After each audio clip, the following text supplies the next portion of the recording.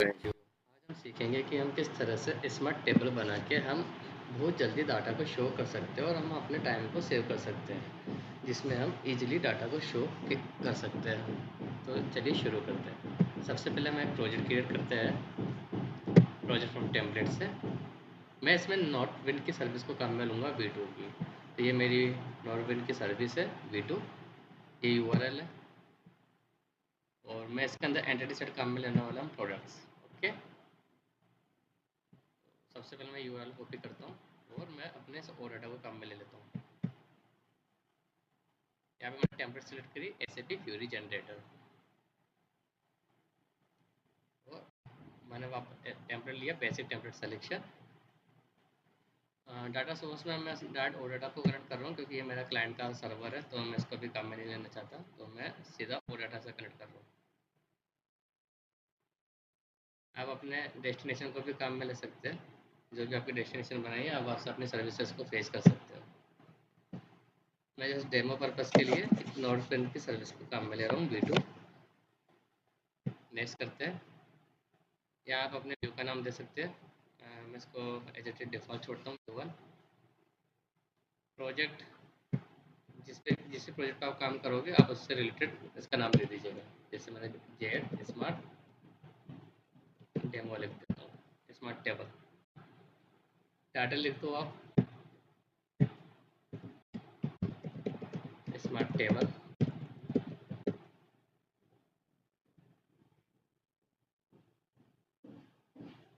और by default मुझे इनमें से न तो टाइप स्क्रिप्ट को कुछ भी नहीं चाहिए, तो मैं बाय डिफ़ॉल्ट ऐसे रहने देता हूँ, क्योंकि मुझे इसको डिप्लॉय भी नहीं करना है, तो डिप्लॉय कॉन्फ़िगरेशन नो। ना ही मुझे इसको फ्यूरी लॉन्चपैड पे भी शो करना है, तो वो भी मैंने नो कर रखा है। And then finish. तो जब तक मेरी लाइब्रेरी लोड्स हो रही है, तो मैं आपको बता रहा हूँ, ये नोटप्रिंट की सर्विस है, ये एंटिटी सेट है, प्रोडक्ट्स। तो हम चाहते हैं कि हम डायरेक्टली बिना कंट्रोलर में कोड लिखे हम हमारे डाटा को शो कर दें।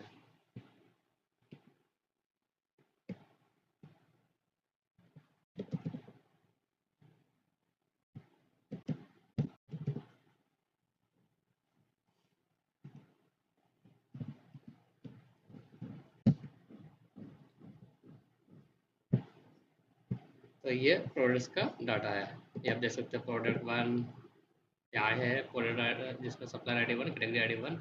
सिमिलरली आप नीचे जाओगे तो प्रोडक्ट ID 2 है, जिसकी प्रोडक्ट नेम है जय, सप्लायर ID 1। ये चाहता हूँ इसको हमारी टेबल में शो करें, स्मार्ट टेबल के अंदर। तो आप बहुत ही जल्दी बना सकते हो आप इसे।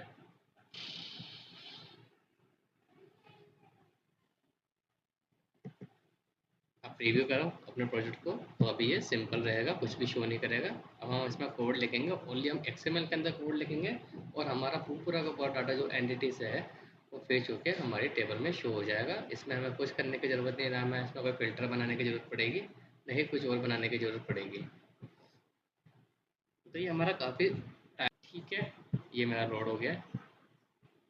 तो मैं अपने व्यू में जाता हूँ, जो हमने नाम दिया था V1, जैसे V1। तो स्मार्ट टेबल बनाने के लिए हमें कुछ लाइब्रेरीज को लोड करना होगा।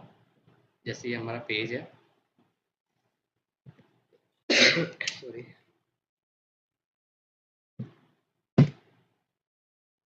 इसमें मैं कंटेंट लिख लेता हूँ, बाय डिफ़ॉल्ट ये रहता नहीं है। तो ये मेरी लाइब्रेरी को मैं यहाँ पे लोड कर लेता हूँ XML नेम स्पेस के बाद। तो क्या कुछ लाइब्रेरी चाहिए होगी मुझे, XML नेम स्पेस। एक चाहिए होगी मुझे स्मार्ट टेबल, क्योंकि मैं स्मार्ट टेबल बना रहा हूँ। तो sap.ui.com.smart टेबल।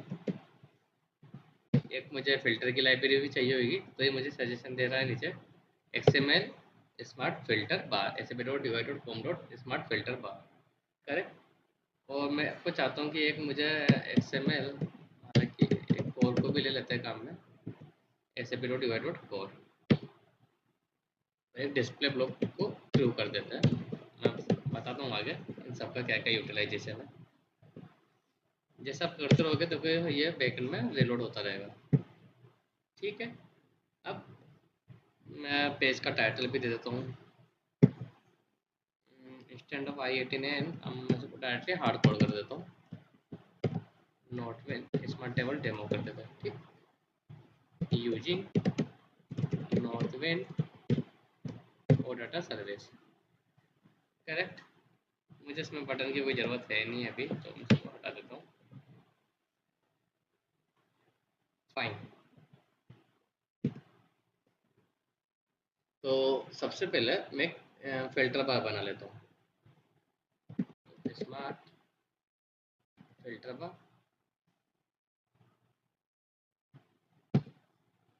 तो उसने ले लिया मेरा, इसने ऑटोमेटिकली ले लिया स्मार्ट फिल्टर बार। इसकी आईडी दे देता हूँ मैं, कुछ भी दे सकता हूँ आईडी। स्मार्ट फिल्टर बार में ये दे देता हूँ, और मैं इसको फिल्टर बार को बता देता हूँ कि मेरे कौन कौन से फिल्टर काम में आएंगे, तो किस एंटिटी सेट से आएंगे। तो मैं इसको बता रहा हूँ कि जो मेरी एंटिटी सेट काम में है वो है प्रोडक्ट। फाइन। हालांकि इसके अंदर भी हम कॉन्फ़िगरेशन कर सकते हैं, बट मैं अभी कोई कॉन्फ़िगरेशन नहीं कर रहा हूँ, वो हम आने वाले वीडियोस में देखेंगे। ठीक है। अब हम क्रिएट कर लेते हैं एक स्मार्ट टेबल।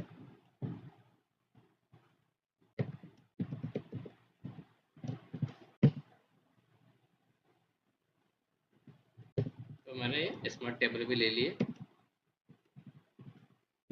ये मुझे सजेशन दे रहा है कि आप ये काम में ले सकते हो, इसके अंदर जो जो भी प्रॉपर्टी है। तो मैंने स्मार्ट टेबल के अंदर स्मार्ट आईडी ले ली, स्मार्ट टेबल आईडी दे दी स्मार्ट टेबल, हमने एंटिटी सेट ले लिया प्रोडक्ट्स को, कि हम प्रोडक्ट्स को काम में ले रहे हैं, तो हम चाहेंगे कि हम उसी की ही काम में ले रहे हैं। जैसे हमने फिल्टर बार में भी हमने एंटिटी सेट प्रोडक्ट्स लिया था, तो हम टेबल में भी प्रोडक्ट्स का ही डाटा हम टेबल के अंदर शो करना चाहते हैं लाइन आइटम के अंदर। मैं बाय डिफॉल्ट एक बार इसको क्लोज कर देता हूँ यहाँ पे। और भी इसकी प्रॉपर्टीज होती है, जैसे मैं अब यहाँ पे शो कर सकता हूँ, जैसे टेबल टाइप क्या लेना चाहता हूँ मैं, रेस्पॉन्सिव ले लेता हूँ। जैसे रेस्पॉन्सिव टेबल ले लेता हूँ, तो ये रेस्पॉन्सिव टेबल ले लिया।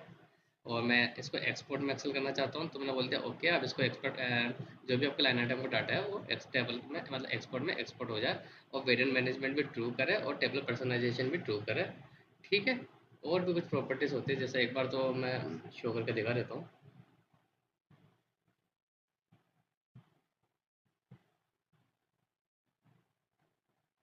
Okay fine.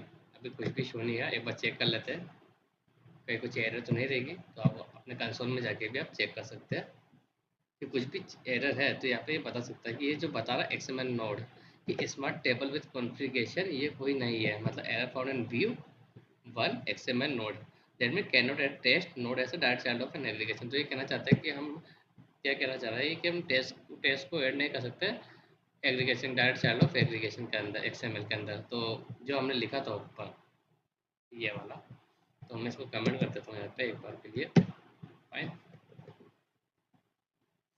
तो आप इस तरह से कंसोल में जाके भी आप एरर का पता लगा सकते हो कि आपके कोई एरर तो नहीं रही है आपके अंदर। तो आप इस तरह से आप डेबग कर सकते हैं। हालांकि हम आने वाले वीडियो में और देखेंगे कि आप किस तरह से बेहतरीन तरीके से आप डेबग कर सकते हो अपने प्रोडक्ट्स को।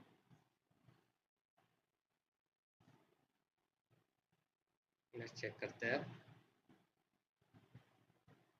देखा आपने, हमने प्रोडक्ट बनाया था, ये हमने डेमो दिया था ऊपर स्मार्ट टेबल, ये हमारे पेज का टाइटल था, smart table demo using note pin और डाटा सर्विस, ये रहा। ठीक है। इसके बाद हमने फिल्टर बार बनाए थे, जो बोला था कि प्रोडक्ट्स एंटिटी सेट, प्रोडक्ट्स की एंटिटी सेट काम मिला, और टेबल में भी डाटा देगा प्रोडक्ट्स का। ठीक है। ये हमने टेबल पर्सनलाइजेशन को ट्रू किया था, इसलिए सेटिंग्स का आइकन्स है। फाइन। इसमें और भी प्रॉपर्टीज रहती है, जैसे कि मैं चाहता हूँ कि मैं आप इसको एंटर भी कर सकते हो नीचे कि इनिशियली आप कौन कौन से फील्ड्स आपको दिखे, तो मैं वो भी दिखा सकता हूँ। इनिशियली विजिबल फील्ड्स, मैं चाहता हूँ इनिशियल विजिबल दिखे, प्रोडक्ट आईडी दिख जाए, प्रोडक्ट नेम दिख जाए, कैटेगरी नेम दिख जाए, क्वांटिटी पर यूनिट दिख जाए। तो ये मुझे सजेशन कर रहा हूँ, तो मैं ये शो करवा देता हूँ। ठीक है। तो आप यही प्रोडक्ट्स दिखा सकते हो, प्रोडक्ट आईडी दिखा सकते हो, प्रोडक्ट नेम दिखा सकते हो, कैटेगरी आईडी दिखा सकते हो। तो ये कैटेगरी हमारे सर्विस में नहीं है, तो ये दिखेगी नहीं। तो मैं इसको ऐसा कॉपी करता हूँ और यहाँ से पेस्ट कर देता हूँ। ठीक है। और यहाँ से इसको हटा देता हूँ। यहाँ पे आपको स्पेस नहीं देना कोमा के बाद, अदरवाइज ये काम नहीं करेगा। क्वांटिटी पर यूनिट दिखा सकते हो आप, यूनिट प्राइस दिखा देता है, एंड यूनिट इन स्टॉक दिखा देता है। फाइन। ठीक है, हमने यहाँ पे काम में ले लिया। इनिशियल विजिबल फील्ड्स मुझे दिखाते हैं product ID, product name, category ID, और unit per unit, unit price, unit in stock and discontinue. Fine. अब आप देखोगे, आप रिफ्रेश करके, तो ये आपको फील्ड्स विजिबल हो जाएंगे। देखा आपने, आप इसको गो करोगे तो डाटा आ जाएगा। वाह, ये सह रहा there are no entries here, when they are you will see them. Okay, तो ये कह रहा है कि बस में कोई एंट्रीज नहीं है। Okay, no issue. चेक कर लेते, कोई एरर तो नहीं है कंसोल में? नहीं, कोई एरर नहीं है। फाइन।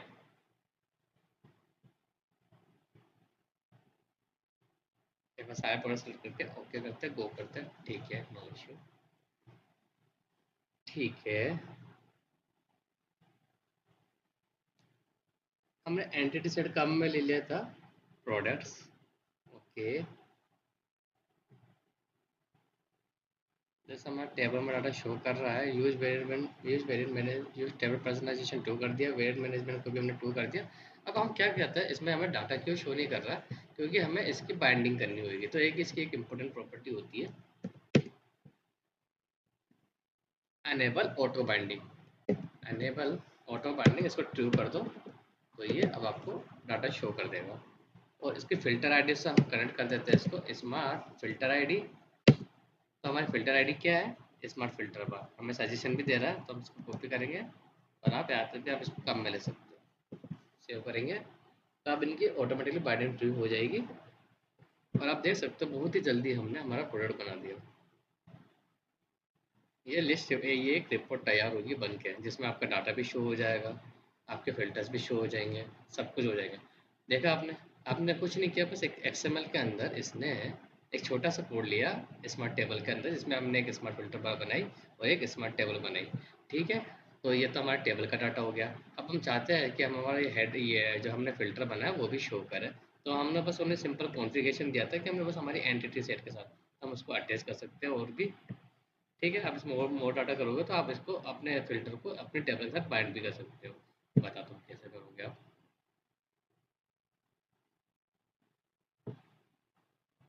तो इसके लिए आपको अपने फ़िल्टर बार में आना और इसका कुछ कॉन्फ़िगरेशंस आपको करने होंगे।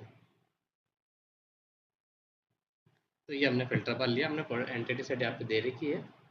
ठीक है, परसिस्टेंस की तो अभी हम इसमें कुछ हम कॉन्फ़िगरेशन बना लेते हैं। स्मार्ट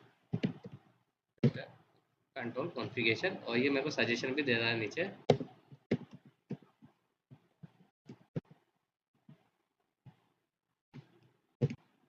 कंट्रोल कॉन्फ़िगरेशन के अंदर मैं चाहता हूँ कि मेरे को अपने कुछ प्रोडक्ट्स दिख जाए, जैसे कंट्रोल कॉन्फ़िगरेशन दिखा। ये पहला वाला जो था कंट्रोल कॉन्फ़िगरेशन का, वो पहला वाला स्मॉल में है और सेकंड वाला जो कॉन्फ़िगरेशन है वो कैपिटल में। तो ये याद रखना कि ये कैसे इसकी लैंग्वेज है ना। अब इस अपने कंट्रोल कॉन्फ़िगरेशन के अंदर आप काम में ले सकते हो। जैसे मैंने दे देता हूँ, इसकी आईडी दे देता हूँ काम में। आप चाहे तो उसको इनलाइन में भी प्रोडक्ट आईडी दे देता है। ठीक है, लेबल दे दिया मैं प्रोडक्ट आईडी, और visible in advance area true कर दिया, विजिबल इन फिल्टर भी ट्रू कर दिया, और एक्सक्लूडेड फ्रॉम वेरिएंट भी ट्रू कर दिया। हालांकि चलो इनके मुझे इतना नीड नहीं है, तो मैं इनको हटा भी सकता हूँ। Just note, that's fine. और आप इसको चाहो तो आप सिंगल इनलाइन में भी आप इनको क्लोज कर सकते हो। ठीक है, मैं इसको प्रीटी प्रिंटर कर लेता हूँ, तो आपको और अच्छा से दिख जाएगा। अब आप देखोगे तो ये प्रोडक्ट आईडी आपको अपने फिल्टर बार में शो हो जाएगी।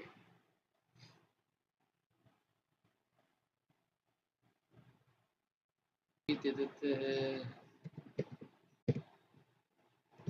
आईडी।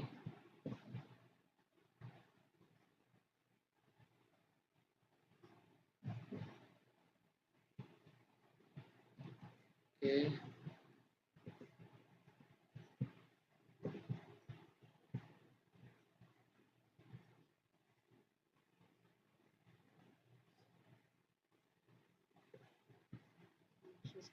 ओके, अभी जाके लोड हुआ है पेज, देख लेते हैं डॉक्यूमेंटेशन में।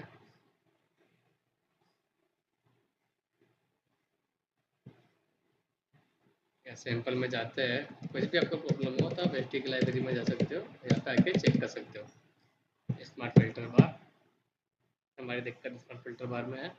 चेक कर लेते हैं कौन कौन सी प्रॉपर्टीज़ को ऐड किया गया है।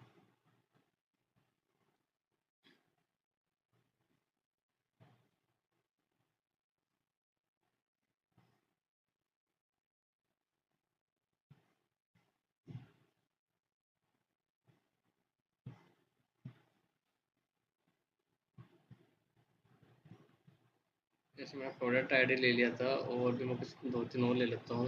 प्रोडक्ट नेम ले लेते हैं,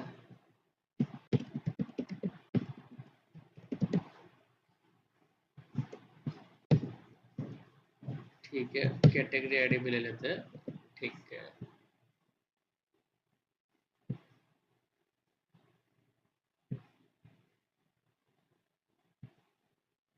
ठीक है, ये हमारा स्मार्ट फिल्टर बार हो गया। एंड कॉमन सिनेरियो के अंदर हम चेक करते हैं। ओके, देखो फ्रेंड्स, अभी हमने जो ऐड किया था तो डायरेक्ट अब शो हो गया। तो एक्चुअली में ये प्रोडक्ट आईडी शो नहीं कर रही थी, इसका कारण देखते हैं कुछ। What was showing, product name show हो रहा है मेरा, कैटेगरी आईडी भी शो हो रही है, बट प्रोडक्ट आईडी शो नहीं हो रही है। कॉपी करते हैं आईडी, प्रोडक्ट आईडी।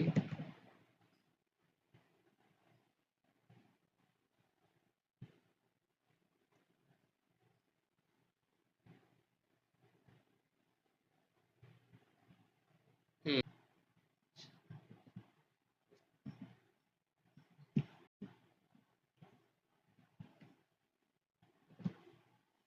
तो ये जो है प्रोडक्ट आईडी की, और की के अंदर ये आपका एंटिटी सेट से मिलता जुलता होना चाहिए, तभी आपको शो करेगा, अदरवाइज शो नहीं करेगा। तो प्रीवियसली शायद कुछ मिस्टेक होगा यहाँ पे टाइपो के अंदर, इस वजह से शो नहीं कर रहा होगा।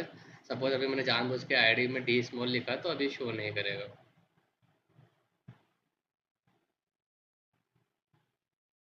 देखा आपने, ओनली प्रोडक्ट नेम और कैटेगरी आईडी दिख रही है। तो मुझे जो हमारी एंटिटी सेट में नाम है उसी नाम को आपको काम में लेना होगा। जैसे मेरे को लेना प्रोडक्ट आईडी, तो यहाँ पे भी मुझे सेम सिमिलर नेम देना होगा जो हमारी एंटिटी सेट में है, उसके बाद ये विजिबल हो जाएगा। तो मैं ये बता रहा था कि अगर आपको कुछ भी प्रॉब्लम आती है तो आप यहाँ से भी लाइब्रेरी में जा सकते हैं, UFF-ST के लाइब्रेरी के अंदर, और यहाँ पे आप जाके आप चेक कर सकते हो। अगर आपको कोड की ज़रूरत हो तो ये वाला जो बटन है इस पर आप क्लिक करके आप अपने कोड्स को भी आप देख सकते हो।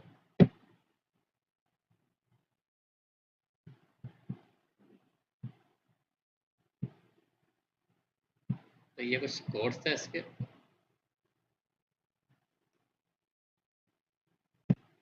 तो देखो इसने यहाँ पे बताया, इसने डायनेमिक पेज हेडर काम में ले रहेगा, ठीक है, वो हम बाद में काम में लेंगे। और यहाँ पे ये रहा इनका फिल्टर बार, ठीक है, इन्होंने फिल्टर लाइब्रेरी को काम में लिया SSP के नाम से। ये ऊपर इन्होंने डिफाइन कर रखा होगा SSP, जो हमने काम में ले रखा हमारे फिल्टर बार के अंदर।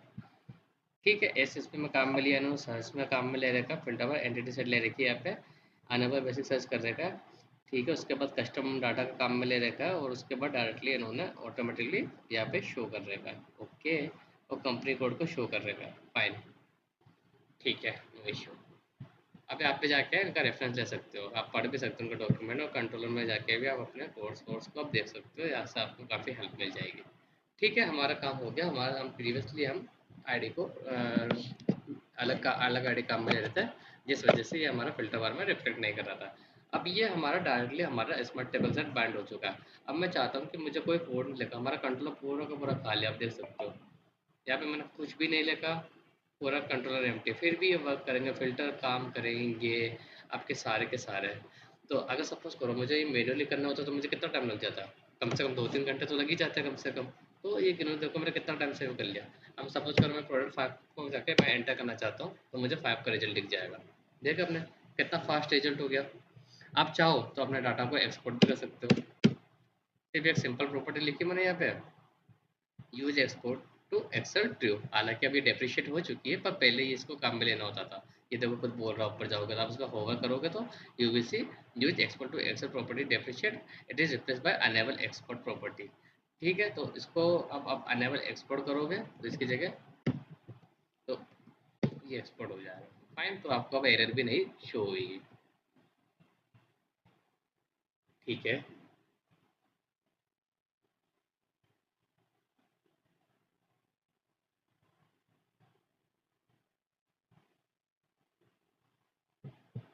अब मैं चाहता हूँ कि जो भी मेरा पूरा का पूरा डाटा है ये एक्सपोर्ट में ट्रू हो जाता है। बस मैं सिंपली इस पे क्लिक करूँगा तो ये पूरा का पूरा एक्सपोर्ट हो जाएगा। मुझे देखो, अगर मैं मैनुअली लिखता तो मुझे देखो एक्सपोर्ट की फंक्शनलिटी का कोड भी लिखना होता और उसके बाद ही एक्सपोर्ट होता। अभी मैंने कुछ नहीं लिखा फिर भी एक्सपोर्ट हो गया। तो देखा आपने, अगर आप इसको लिस्ट रिपोर्ट बनाते तो आपको अभी की साइड से पूरी की पूरी रिपोर्ट को बनानी पड़ती। तो मुझे ना तो कोई कोड लिखना पड़ा, ना कुछ और करना पड़ा, और ये हमें शो हो गया। तो इस तरह से आप अपना देखो कितना टाइम बचा सकते हो, कितना सेव कर सकते हो। देखो आपका सारा का सारा आपको यहाँ पे आपको डाटा यहाँ पे एक्सपोर्ट में एक्सपोर्ट हो गया। आप चाहो तो इसे अपने वैलिडेशन भी लगा सकते हो, उसको एक्सपेंड भी कर सकते हो अपने कोड्स के अंदर। यहाँ पे जाके जो जो फिट्स आपको शो कराना है वो आप शो कर सकते हो, और जो जो हाइड करना है वो हाइड भी कर सकते हो। जैसे मुझे प्रोडक्ट आईडी शो नहीं करनी है तो मैंने इस पर क्लिक किया तो ये अनहाइड हो गई। अगर आपको शो करनी है तो वापस क्लिक कर दो और ये शो हो जाएगी। यहाँ पे और आप जितने चाहो उतने आप फिल्टर एड्स कर सकते हो अपने हेडर के अंदर। तो this is a very simple. आप चाहो तो उसमें अपने डिफ़ॉल्ट वैल्यू भी आप इंसर्ट कर सकते हो। This is also very simple. वो भी बता देता हूँ। जैसे सपोज़ करो मुझे ये मेरा सर्विस है और मैं चाहता हूँ कि मुझे बाय डिफ़ॉल्ट सपोज़ करो मुझे by default product ID 5 show करे। इसमें है भी कि नहीं देख लेता है। इसमें मुझे दिख नहीं रही। एक बार चेक कर लेता है क्या है क्या। 5 एंटर मारता है। ओके अवेलेबल है। तो ये जो प्रोडक्ट आईडी 5 है मैं चाहता हूँ कि एक बार मुझे बाय डिफ़ॉल्ट 5 शो है और एल्स अदरवाइज़ मैं इसको रिमूव करूँ तो मुझे सारे शो कर दे। ठीक है? तो आप वो भी कर सकते हो, अपने यहाँ पे वैलिडेशंस लगा सकते हो।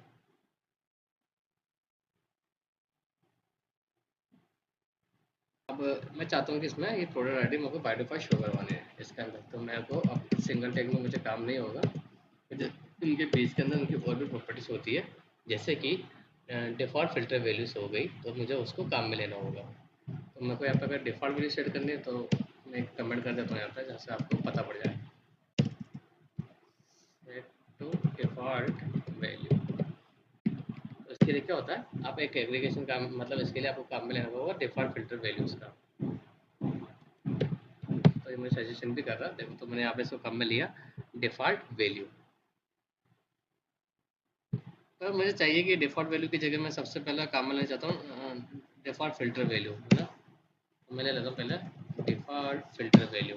तो मैं जैसे डिफ़ॉल्ट फ़िल्टर वैल्यू लिखी, इसके अंदर मैं सेट कर दूंगा अपनी वैल्यूज़ को। सेलेक्ट ऑप्शंस, इस सेलेक्ट ऑप्शन के अंदर मैं इसको लो और हाई वैल्यू दे सकता हूँ। मैंने लो वैल्यू दी थी 1।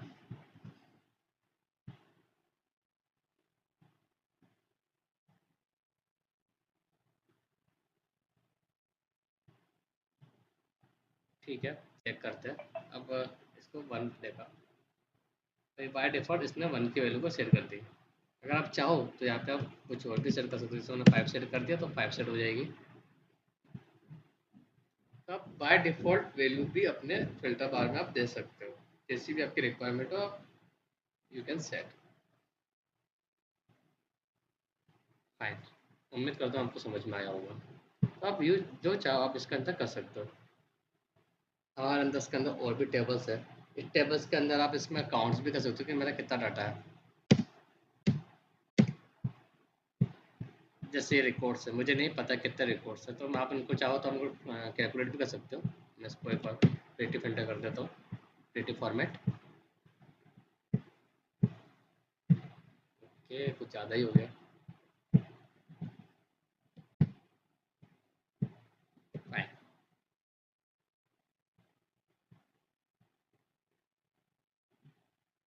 तो थोड़ी देर के लिए मैं इस लाइन को कमेंट कर रहा हूँ ताकि मैं और भी आपको स्मार्ट टेबल की फिल्टर की प्रॉपर्टी बता सकूँ कि आप वो आप इसको काम में ले सकते हो और अपने प्रोग्राम को एनहेंस कर सकते हो। तो मैंने एक बार के लिए जो स्मार्ट फिल्टर वैल्यू है उसके अंदर बाय डिफ़ॉल्ट वैल्यू को मैंने अभी कमेंट आउट कर दिया।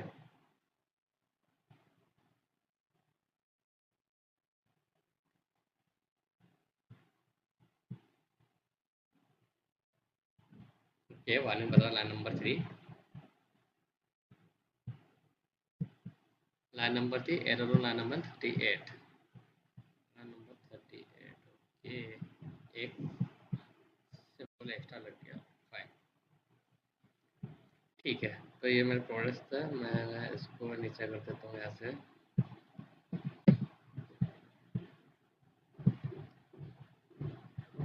जब फॉर्मेट कर देते हो तो ये जो उसका एक्सटेंशन है डॉट जॉनसन, ये उनको एक लाइन में कन्वर्ट कर देता है। Very good. ठीक है, अब मैं चाहता हूँ कि मुझे जितने भी लाइन आइटम है तो वो शो करे मुझे, तो इसके लिए एक और प्रॉपर्टी होती है शो रो काउंट। इसको ट्रू कर दोगे आप तो ये उनको बता देगी कितने लाइन्स है आपके। फाइन। साथ में आप इसमें हेडर भी सेट कर सकते हो। अभी मैं बताता हूँ हेडर क्या होता है, पहले लोड होने दो। टाइटल दे सकते हो आप इसके अंदर। ओके,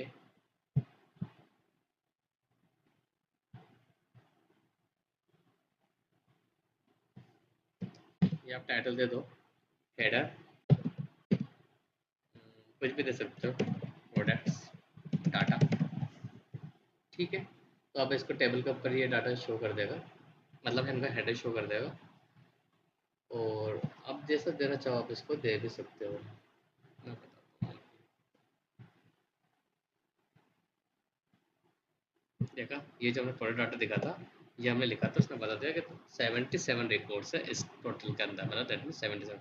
यहाँ पे आपको दिख रहा है, जब मैंने इसको स्क्रॉल डाउन किया था 20/77, दैट मीन इस एंटिटी सेट के अंदर हमारे पास 77 रिकॉर्ड्स है, तो हमने ऊपर रिफ्लेक्ट कर दिया।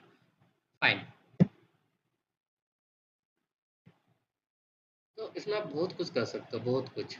ये हमने रेस्पॉन्सिव लिया, तो आप ये मोबाइल की स्क्रीन पे भी चलेगा। मैं बताता हूँ कैसे। आप राइट क्लिक करोगे, इंस्पेक्ट करोगे, यहाँ से आप स्क्रीन को आप चेंज करोगे, तो ये मतलब स्क्रीन फटेगी नहीं आपकी, मतलब ऑटोमेटिकली एडजस्ट। मैंने इसको रेस्पॉन्सिव किया और मैं कुछ लेता हूँ। सपोज करो मेरे मोबाइल स्क्रीन, तो देखा आपने, ये मोबाइल स्क्रीन के अंदर भी डाटा पूरा शो कर रहा है। मुझे सारे के सारे दिख रहे हैं, product ID, product name, category, सब के सब। सबसे छोटी स्क्रीन कर दी मैंने, देख सकते हो आप यहाँ पे। बड़े में भी चल ही रहा है, पूरा का पूरा डाटा एकदम दिख रहा है एकदम। हर एक स्क्रीन पे देखो इसने एडजस्ट कर लिया, क्योंकि हमने टेबल टाइप को हमने रेस्पॉन्सिव सेलेक्ट कर लिया। तो देखो हमने कितना कितना टाइम लगा, हार्डली 1 आवर। ठीक है ना, हमने कोई कोड लिखा ना कुछ और लिखा, और आप सारे के सारे प्रॉपर्टीज के जरिए अपने रिपोर्ट्स को शो कर सकते हो, और उसे डिप्लॉय कर सकते हो, और यूजर को डिलीवर कर सकते हो, अगर उसमें कोई ज़्यादा चेंजेस नहीं है तो। बस। हालाँकि आप इसमें और भी कुछ चेंजेस कर सकते हो, ऐसी बात नहीं है। अगर आपको चाहो तो इसमें मॉडिफ़िकेशन और वैलिडेशन लगा सकते हो कंट्रोलर के अंदर कोड लिख के, वो हम आने वाले वीडियोज़ में देखेंगे।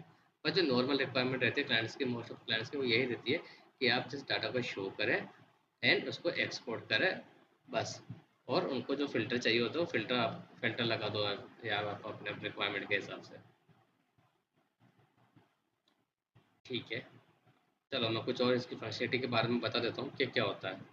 जैसे कि इसमें एक प्रॉपर्टी है यूज टेबल पर्सनलाइजेशन, जो हमने सेट किया था ट्यूब पे, उसके बारे में बता देता हूँ वो क्या होता है।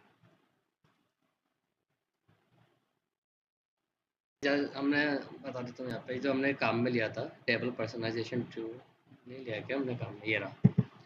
हमने जो यूज टेबल पर्सनलाइजेशन ट्यूब, हमने उसको काम में लिया है। ये बोलता है कि जो ये अनेबल करेगा, जो डायलॉग होता है, जो हमारा सेटिंग का जो डायलॉग बॉक्स होता है, वो उसके लिए इसको काम में लिया जाता है कि वो ट्यूब दैट वो डायलॉग बॉक्स ओपन हो।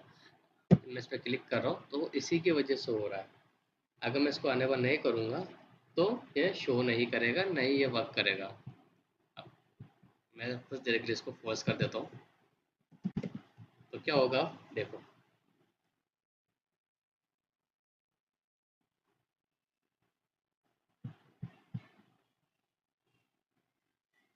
तो ये बहुत ही important property use table personalisation की। तो देखो वो सेटिंग का डायलॉग बॉक्स हट चुका है। ये सेटिंग डायलॉग बॉक्स बहुत ही काम का, अभी नहीं दिख रहा। अगर इसको अगर आपको दिखाना है तो इसको टू करोगे, और जैसे इसको टू कर दोगे आप, तो ये डायलॉग बॉक्स ओपन हो जाएगा, और आप उसके अंदर शॉर्टिंग, फिल्टरिंग, ग्रुपिंग जो करना चाहो आप वो कर सकते हो।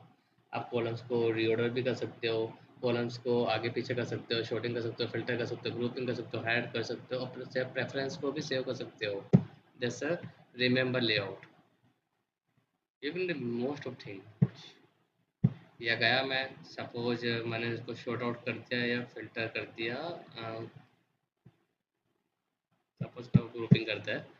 ग्रुप किसके आधार पर करेंगे, लेट्स चेक, यूनिट प्राइस के आधार पर। ओके, और मैंने इसको ओके किया, तो देखो ग्रुपिंग हो जाएगी। देखो 2.5 जो ग्रुप है, उसने ग्रुपिंग कर दी यूनिट प्राइस के आधार पर। 2.5 पे एक आइटम है, जिस पे होगा उसको देखो 9.5, यहाँ पे दो प्रोडक्ट्स मिले इसको, तो दोनों की इसने ग्रुपिंग कर दी। देखो आपने कितना इन्होंने सेव कर दिया आपके काम को। हार्डली, बहुत कम टाइम लगा ना, इसलिए हम स्मार्ट टेबल को काम में लेते हैं। उम्मीद करता हूँ आपको समझ में आया होगा। ओके, ठीक है। और कौन कौन सी प्रॉपर्टीज है इसकी जो हमने काम में ली, देखो आईडी ली हमने, सबसे पहले स्मार्ट टेबल की हमने आईडी ले ली। ठीक है, आईडी आप कुछ भी दे सकते हो, जो हम कॉन्फ़िगरेशन के अंदर काम मिलेंगे बाद में। एंटिटी सेट जहाँ से आप अपने टेबल का डाटा शो करोगे। टेबल टाइप दे दिया रेस्पॉन्सिव, और भी होती है रेस्पॉन्सिव, ग्रिड लेआउट होती है, बहुत सारी होती है। तो अगर आप रेस्पॉन्सिव बना सकते हो, अगर हर एक के ऊपर वर्क करना है तो आपको रेस्पॉन्सिव टेबल काम में लेनी होगी। अनेबल एक्सपोर्ट किया टू, डेट मीन्स अगर आप अपने डाटा को एक्सपोर्ट में एक्सपोर्ट कर सकते हो एक्सेल के अंदर। यूज वेरिएंट मैनेजमेंट ट्रू, इसको बता देते हैं। यूज टेबल पर्सनलाइजेशन अभी हमने देखा, जिसको हमने ट्रू किया, सेटिंग का डायलॉग बॉक्स ओपन नहीं होगा। अब वेरिएंट मैनेजमेंट क्या होता है, देखो मैं वो बता देता हूँ।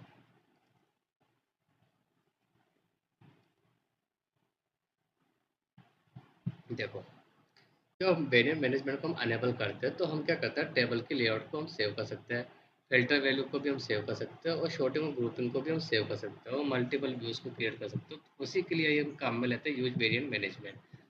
ठीक है, तो मल्टीपल व्यूज बना सकते हैं हम, मतलब अलग अलग यूजर चाहता है कि मैं बार बार कोई फिल्टर नहीं लगाना चाहता हूँ, मुझे बार बार अपने टेबल की लेआउट चेंज नहीं करनी है, मुझे बार बार शॉर्टिंग ग्रुपिंग नहीं करनी है, तो हम वेरिएंट मैनेजमेंट को काम में लेंगे। तो एक तरीके से उसने स्क्रीन को शेव कर दिया। यहाँ पे आप जाओगे, मैनेज करोगे। ठीक है, सपोज करो मैंने इसको ग्रुपिंग कर दी, फाइन, नो इशू। ठीक है, नाम देता हूँ जैसे शिवली। ठीक है, तो मैंने इसको कर दिया। एक्चुअली अभी हम किसी में हम इसको क्या, ये सेव इसलिए नहीं हो रहा है क्योंकि हम अभी डेवलपमेंट के ऊपर काम कर रहा है। यदि हम इसको हम डायरेक्ट डिप्लॉय कर देंगे तो ये वहाँ पे काम कर जाएगा इजीली। तो इस वजह से क्या, हम यहाँ पे अलग अलग लेआउट बना सकते हैं, अलग अलग सेव कर सकते हैं, तो वहाँ पे आपका लॉट ऑफ टाइम आपका बच जाएगा कि यूजर अपनी मल्टीपल व्यूज़ बना सकता है, जैसा डिफरेंट डिफरेंट यूजर्स को डिफरेंट डिफरेंट रिक्वायरमेंट्स होती है, तो वो अपनी स्किल को सेव कर सकता है। तो उसी के लिए वेरिएंट मैनेजमेंट काम में आता है। ये भी आप समझो, लेटर आने वाले वीडियोज़ में हम इसको देखेंगे कि हम जब हम इसे डिप्लॉय करेंगे तो वहाँ पे मल्टीपल व्यूज़ हम किस तरह से बना सकते हैं। फाइन।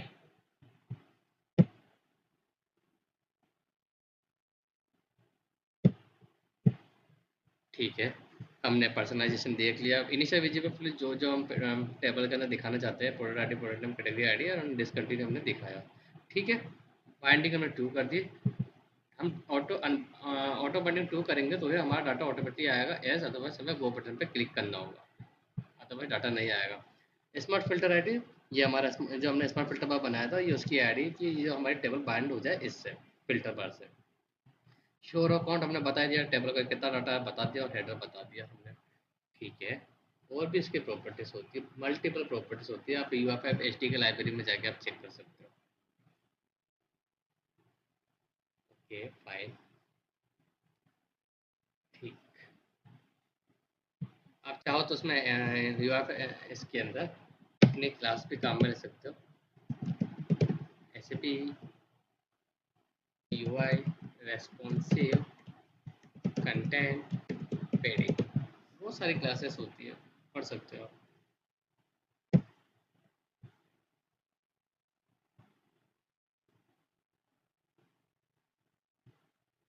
तो ये स्मार्ट टेबल होती है, जिस तरह से हम इसको काम में लेंगे।